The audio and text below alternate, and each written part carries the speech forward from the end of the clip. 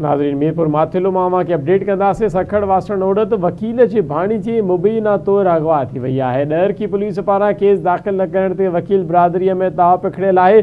उस्मा एवाण जी भाणेजी अरीबा के 3 ॾींहं अॻु अगवा कयो वियो हो। डिस्ट्रिक्ट बार घोटकी पारां इहो ॿुधायो वियो आहे। वधीक तफ़सीलात मालूम कयूं था पंहिंजे रिपोर्टर लतीफ़ वसेर खां। जी लतीफ़, ॿुधाइजो छा तफ़सीलात आहिनि?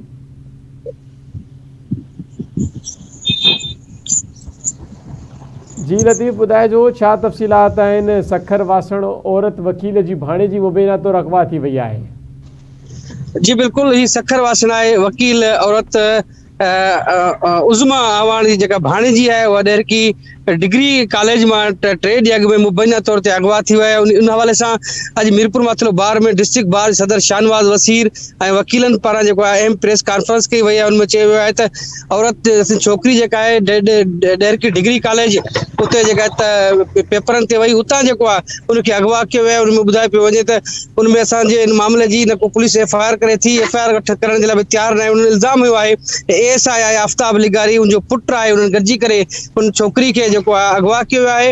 ऐं उन सां गॾोगॾु उन्हनि SSP घोटकी DIG सखर उन्हनि खां जेको आहे हीअ जेका छोकिरी अगवा थियल आहे अरीबान आवाण उनजी बाज़ियाबी जो मुतालबो कयो आहे। उन चयो त असांजे मामले जी वाक़े जी जेको आहे FIR बि दाख़िल कई वञे। फुल फोर उहो जेको ASI आहे जंहिंजे मथां इल्ज़ाम आहे लिगारी आफ्ताब लिगारी ऐं उनजे पुट ख़िलाफ़ सख़्त कार्रवाई कजे। ॿी सूरत में इन अमल ख़िलाफ़ जेको आहे सख़्त एहतिजाज कयो वेंदो। जी ठीकु आहे लतीफ़, वॾी महिरबानी तफ़सीलात जे लाइ।